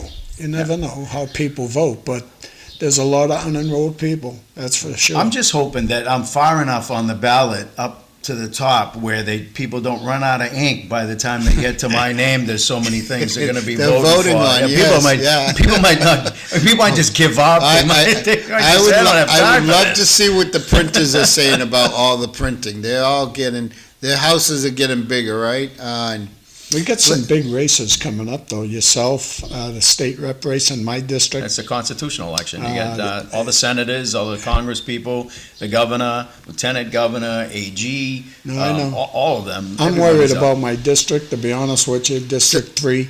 yeah, You got that's gonna be a race like you've never seen. It's gonna be unbelievable. It's a quiet race like you've never seen. That's It's what's interesting. quiet. It's weird to me. Yeah. but- It's quiet, but if you drive around and see like a sign in John Leahy's yard, who he's for, you know, and you get this side, that new guy, I don't know him at all, never met him, Light, I hope I'm Light, yeah. pronouncing his name right, very popular person. And John Drinkwater, very strong union member, oh my God, watch and see. How I remember his election in Lowell for city council.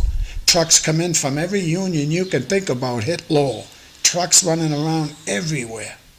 The only thing I ever seen worse than that was when Elizabeth Warren run against Brown. She had everybody come in for her. I forget his name, first name, Brown there. Scott Brown. Scott Brown. Scott Brown, yeah. And she just was overpowering. She just had too much of that union vote. And I'd like to know who Jeff Thomas is. He writes in now and then. Who do you like, Jeff? I know who he likes, I bet, but no comment today. No comment. Jeff's too big for me to comment. But I love Jeff Thomas. I'd like to know who he wants because it would mean something to me because I'm in the middle here. I like John Drinkwater and this new kid, Light. I shouldn't call him a kid. He's just so popular with all my friends. Yeah, and It's he's gonna be al- quite a He's race. also a union guy. He's the president of the Oh, firefighters. is he? Yeah, Okay. so he's got some union stuff. And going. then the one in the Highlands, I think, Tara Hong. Tara, Yeah, that's who I think's going to hold on, even though he's a young kid. Maybe made a mistake or two this past couple of years, but I like him. I think it's going to be close. That Yeah. that race is going to be close. And of course, I can't See, I forget. think Sakari's blowing his chances by not speaking up at city council meetings. The viewership you have at city council meetings, and he just sits there like, say nothing. The whole budget, he didn't say one freaking thing during the whole budget. I think, yeah, Missed opportunity in my book. And I don't want to forget Corey Robinson. That's someone I hope wins. Not just because of how much I love his dad. I think he did a great job as a city councilor. What were we gonna say, Sean? I was going to say that I think it's the old. It's politics is changing. At least I hope it is. Otherwise, I'll lose my next election if it isn't. But No, you won't. I think that people are sick of the quiet and the careful and the go along to get along. That's not to say before someone texts in and says you must compromise. That's not to say you never compromise. It's to say that you actually take the time to state your actual position before you wind up meeting somewhere in the middle. You don't just start by saying we're all gonna kind of quietly make sure that we agree and then then we'll just be there. To your point about quiet during city council meeting, right? I think both. I think at the local level, the state level. We'll see at the state level. I guess this election we'll see. Certainly at the national level, I think this cycle, even more than past cycles, we're seeing that. I think what people want is their politicians to actually say what they think about something. They don't want the quiet, measured, focus grouped answer anymore. Going along with what I was saying earlier about everybody on a board should not agree 100% of the time because you're not doing your job if you're not. I can't swallow the idea of 100% voting all the time for one party.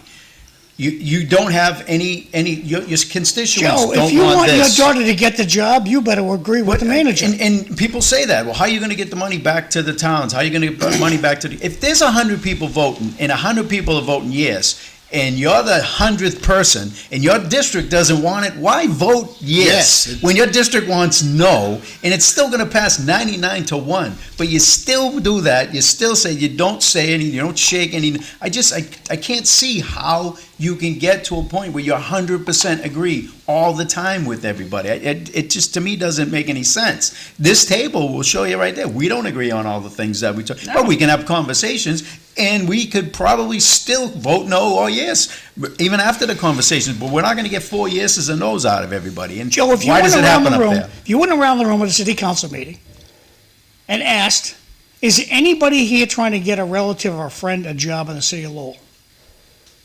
You know what kind of answer you'd get? Most of the guys want that. They're trying to get a friend a job.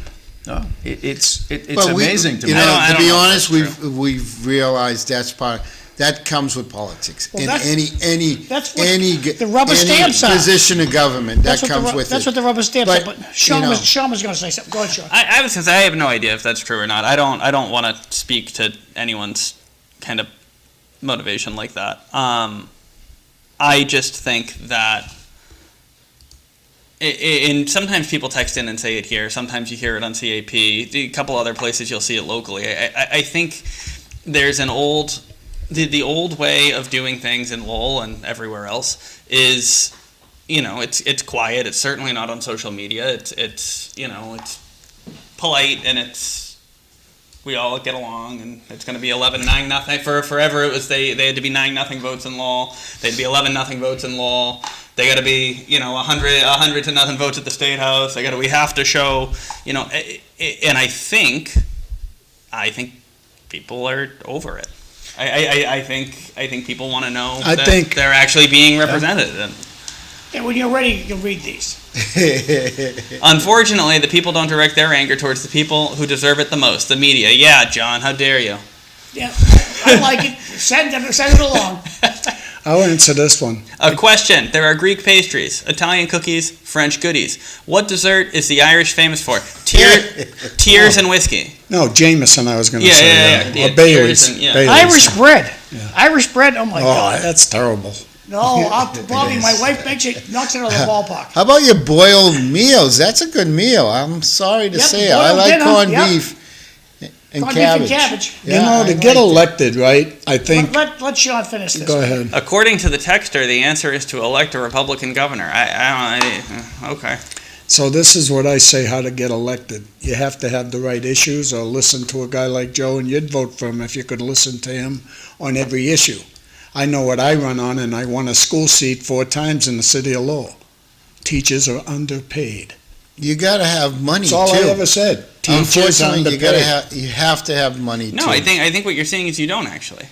Money's helpful, but it's not the end all be all. You need shoes. You need shoes. You need shoes, and the bigger the race, the more shoes you need. I think I did some looking because I was curious. So, leave the politics of the individual candidate aside for a second. Just an easy example. With 2018, AOC beats probably the third or fourth most powerful Democrat in the House, and she primaries him with $300,000 to I think $3 or $4 million. Yeah, definitely was somewhere around there. In New York this cycle, only because that's what's been in the news. And he was very popular. He was very popular. You had a bunch of you had a 29-year-old woman win a seat with a couple $100,000 against several $1 million. You had the guy, Lander guy, won a couple $100,000 against several $1 million. I think that. But you also watched years ago. Hold on, years ago you watched the Republicans did the same thing. This goes both ways. This is not a left-right thing. Yep. This is the Republicans did this during that whole Tea Party thing, where you'd have they had a little bit more money coming in from like the Koch brother groups or whatever. But you had these candidates who they ran grassroots campaigns and they didn't have the millions of dollars. They didn't have super PACs putting money in. But whatever it is, whichever side they managed to get normal people to care enough to knock on doors for him, because on a bigger race, the more people you need to talk to get enough votes, the more volunteers or paid canvassers or whatever you need. But that's not a big media buy. The stuff that costs these campaigns a lot of money is the big media buys. I think. I agree. Once you get past state senate, you're talking about TV ads. You're not stressing the PAC effect. There's a lot of money in PACs that isn't reported. That's used. Dark money. There's a lot of money coming out of Brooklyn, New York, right now, being used in social media, which you can do secretly because they don't expose who's buying the ads. Okay, there is a lot of money being used that's not being disclosed to get candidates elected, and it looks like, oh look, this guy's running a grassroots campaign. Yeah, probably, but there's a lot of money behind that person that's not being reported, that's being used to run campaigns through social media, which is right now affecting how people vote. I don't know. I think it's a good. I'm pretty happy with the most recent swing of not local elections. I think what happened in New York was great. I hope Jeremy Whalen can win. That'd be hilarious. Knock off. So he's going to be Neil's going to be the chairman of Ways and Means if he wins, and this guy's going to primary him in his home seat. See, I know a little bit about Cisco right now, right? There's no doubt about it. If AOC ever runs, he's going to vote for her. I'll tell you that. But in Lowell, right, now there's a gentleman right there, Cisco, that's done, in my eyes, quite a bit for the Puerto Rican people. Maybe more than anybody I ever met in my lifetime so far. He's tried. They don't vote. I'm sorry, they don't vote. They talk like they vote, but they don't go out and vote. There's a lot of talkers out there that talk and actually support financially, but they don't go out and back those candidates with a vote. Oh, going out, and I agree with the grassroots. I agree you got to make contact with people on the ground, and with Joe saying about you need more shoes and money. I agree with that, but you need people to make an effort to go out physically cast a vote. It's one thing to say, Cisco, how I would got you your know it's back. voting day? How would you know it's voting day? Yeah, That's another thing. yeah, I agree with you. But you also have to be selling. You also have to have something to sell, right? Like it's not just knocking on a door. It's what you have to say when you get there. People, I don't want to say give them a reason to vote. Like, okay, go vote. But if you don't know what you're voting for, okay, I got this guy. He knocked on my door. He said, "Hi, this is my name. Vote for me." And I get that one knocked on my door. No, said, I "Hi, this is agree my name, there. Vote Yeah. for me. No one really told me. Boo. And what's Who sell- cares? and that's my problem. Sean, 15 what's minutes selling later, now? I'm What's still at selling the now? door. Free stuff, right? Let's just give everybody free stuff and vote, and then that's selling. That's getting people elected. I think the biggest thing that's selling is to stop dropping bombs on random people. Actually, it's the biggest nationally. I think the biggest thing is selling is stop dropping bombs on people. The other one that's selling is to stop selling out neighborhoods across our country. Not because it's not just Spaghettiville. Stop selling out neighborhoods and communities across the state and across the country to these big tech data center, just crap. But then you look at how money's being donated, and it's kind of obvious why it's going the way it's going. It's kind of obvious why, look in the mirror, lol. It's why we have a Republican-backed bill that has a study. So before someone says it doesn't impact the infrastructure of the data centers, we have Laurie, our congresswoman, and a Republican congressman from California have a bill. It's a discussion draft that includes a whole section on a study to determine what kinds of local infrastructure regulations are negatively impacting AI development. It doesn't immediately do anything, right? Yeah. But why are we studying the negative impact of local infrastructure regulations on AI development? What is that other than data 50 center years later, regulations? it'll be just like Speed cancer. of government. It's the speed of government. We almost did something. Hey, Joe, before we run out of time, using my late good friend George Anthes' term, how about your elevator speech? Tell the community why you should be the state And senator. remind which district you're running for again. So I'm in the first Middlesex district. It includes Drake at Lowell, state Tingsboro, senate. Dunstable, and Pepperell, state senate. I'm an independent person. I grew up a Democrat. I'm a union guy. I've never been not in a union, any adult job I've had. I've worked with kids and communities my whole life. I know what people want. You can trust me to take what your things are that you want. Everything that bothers you, your issues go back to the State House. I believe in no party. I believe in the People's Party. In your voice, we need more education. We need more money for housing. We need more affordable housing. We need some way to do things in cooperative ways with the community so that we don't have to be throwing things at them where they have no choice. We need to work collaboratively with the towns, with their school systems, with their residents to make sure that we have a cooperative effort to go on. There's everything that's going on there. The audit, we look at the budget in the state right now. There is so many things. It just keeps going up and up and up. And the more they go up, the less money that comes back to the cities and towns. The people that are elected, they go and they get elected every single year. They promise the same things to come back to the community. They give you your $50,000 for your playground. They give you some money for infrastructure, which they have to take some sort of hold for anyways. And what we don't get is we don't get more money coming back to us for significant needs like building repairs, for school repairs, for things of that nature.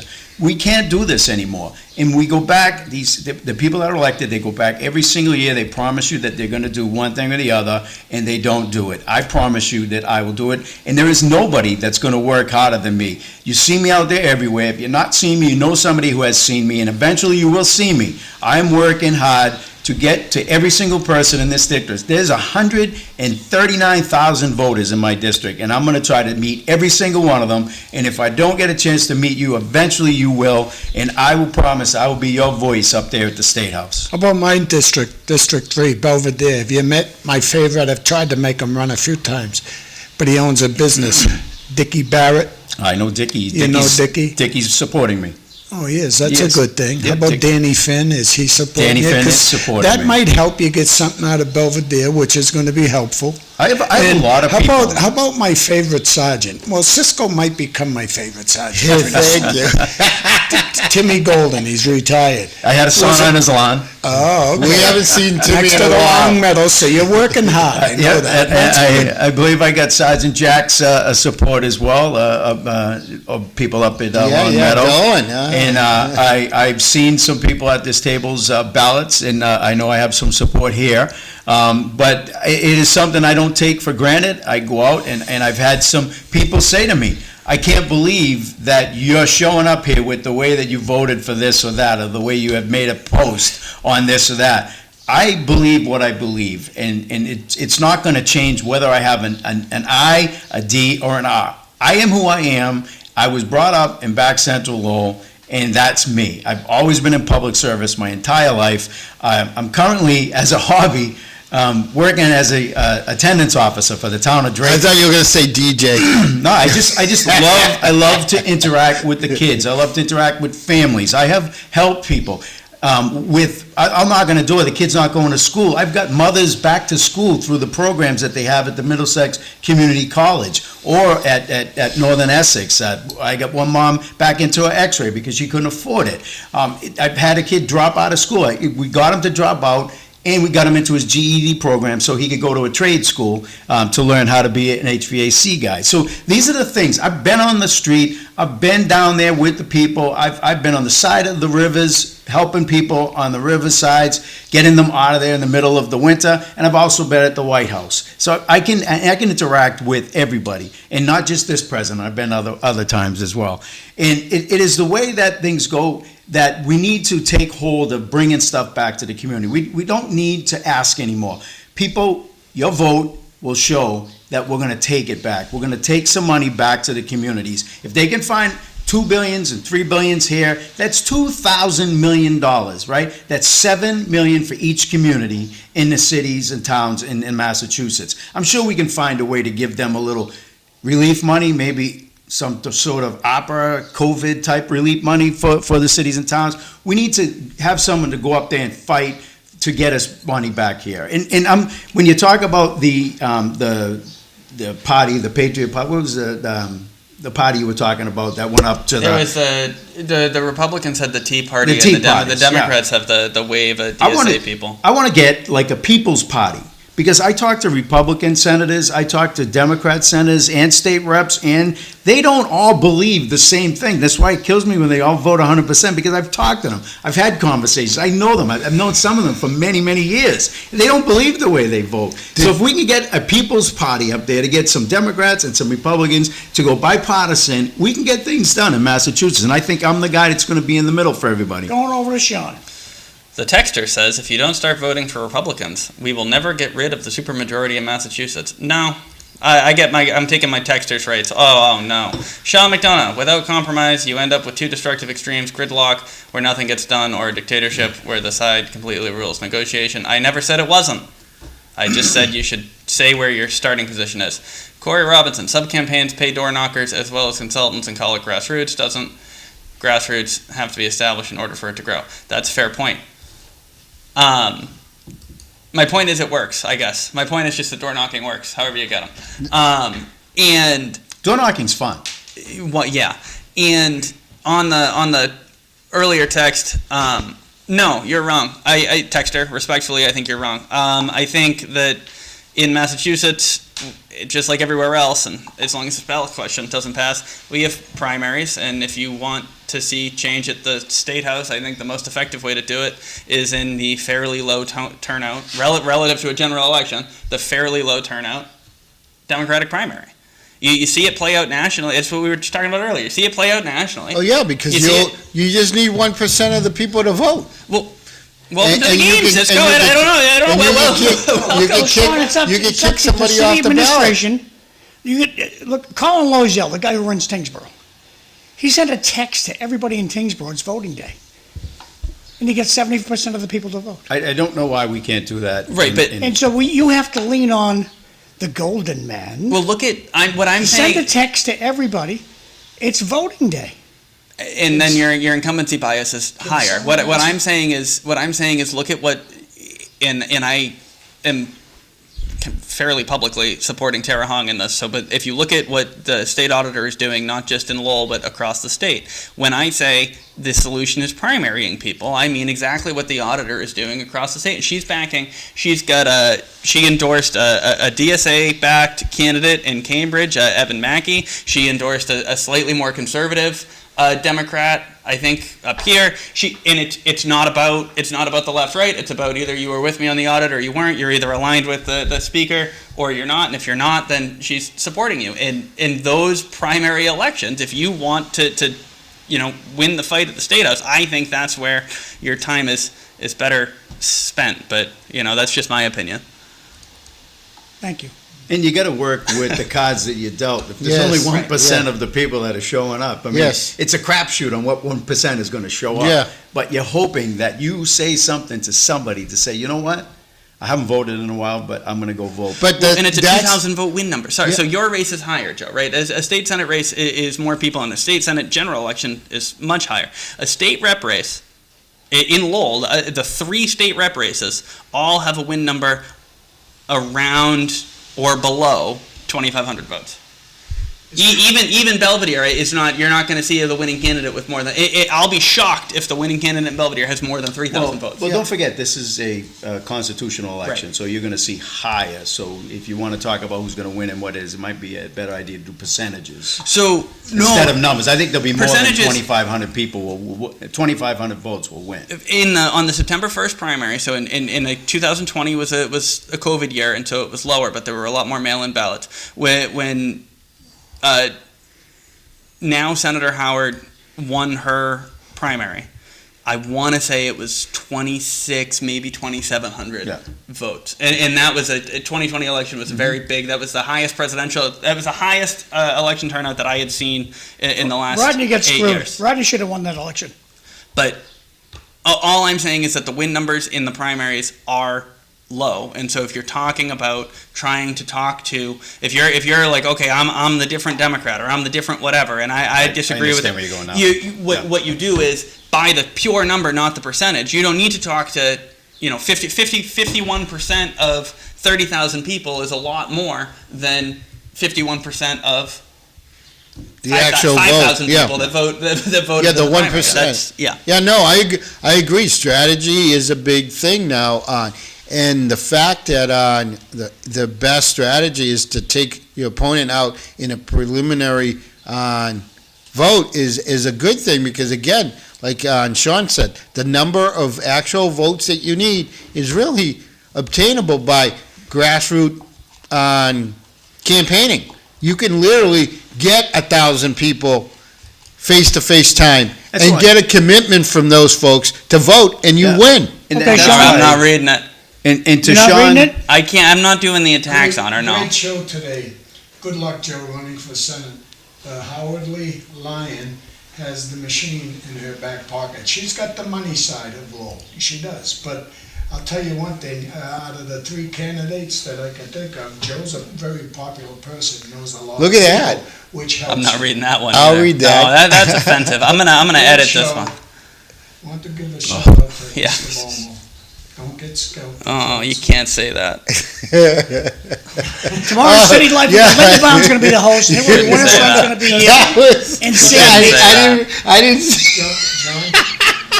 John and Bob, would you? Don't lose money at Foxwood. How's that? 1 second. Does anybody know if that girl is running for anything? She's running. State rep. Yeah, she's running State rep? against Yeah. Corey. Or So the she- winner of The the winner primary. of Corey and, Yeah, so did we, so right now we got some, is it preliminary or primaries? Primary. Primaries, when they're running under the same banner of It's a- party, right? It's a party race. Yeah, party race. 16th Middle District State Rep, you got Loretta Bett and Corey Robinson. 17th Middle District State Rep, you have John Drinkwater. I just blanked out on Harini Harini Ayer Ayer and Anthony and Lay. Anthony Lay. And then 18th Middlesex District State Rep, you got Sakari Chow and Tara Han. Those are the primary elections that are coming September 1st. Well, I'll get Val Lewis out to vote, okay, Joe? if you can keep him away from his grandkids' games, man, he's all over the country now. Yeah, he's got a lot of grandchildren. They're doing well. Good Yeah, family. he's happy. That Hoey family, they're a good family. Oh, a big family. Yeah, They're everywhere. Holy mackerel. There's a lot of new ones. Mucho Hoys. Yeah. So It- when you talk about, just quickly, the money portion of an election, it does help, but door to door and person to person is something that's not obtainable. But at what level? Yeah, You know what I mean? it's not. I think you got to look strategically. You look at where you're running at what level. If a primary is what you're running at, I mean the hands-on, grassroots is obtainable because of the low margins. Yeah. But as you get into the main event, the actual election, those are going to take money. Those are going to take Yeah, without a more doubt. more influence from advertisement to get those folks out because you're talking a larger spread of voters. I was talking to two different rep candidates in different races this past weekend. And they were like, after the event, they were going to go knock on doors. And they're like, are you going to knock on doors? I said, I got this event, this event, this event, this event. They said, aren't you going to knock on doors? I said, I got almost 150,000 people in my district. I said, knock on doors during the week, on the weekend when all the large gatherings of people are. That's where I go to.